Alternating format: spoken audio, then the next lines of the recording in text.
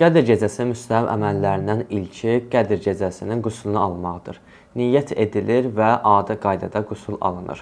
Qədr gecəsinin namazını qılmaq. Qədr gecəsinin namazı 2 rəkətdir və Qədr gecəsinin namazını qılıram qürbətən ilallah deyildikdən sonra Allahu Əkbər deyilir, həmd oxunur və həmddən sonra hər 2 rəkətdə 7 dəfə İxlas surəsi deyilir.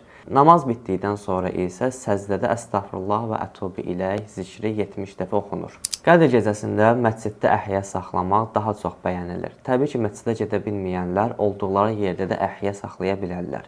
Yəni gecənin sübhə qədər oyaq qalıb ibadətlə məşğul ola bilərlər. Qədr gecəsində digər müstəhəb əməllərdən biri də Coşan Kəbir duasını oxumaqdır. Bunu da internet vasitələrindən və yaxud da Məfatih Cinan kitabından əldə edə bilərsiniz. Ramazan ayının 19-cu gecəsində İmam Əli əleyhissalam qılıncla zərbətlənir və bu gecə onun qatilinə lənət oxumaq müstəhəbdir. Bunu ərəbcə deyə bilərsiniz. Allahummə lə'an qətələtə əmiril müminin və yaxud da İlahi İmam Əli əleyhissalamın qatillərinə lənət elə.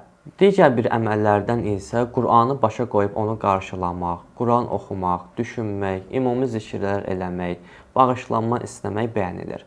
Amma bu gecənin ən üstün əməllərindən biri də Allahla səmimi razı niyaz eləmək, münacat eləmək, onunla danışmaqdır. Allah etdiyiniz əməlləri qəbul eləsin. Biz sizlər üçün dua eləyəcəyik, siz də bizim üçün dua eləyərsiniz.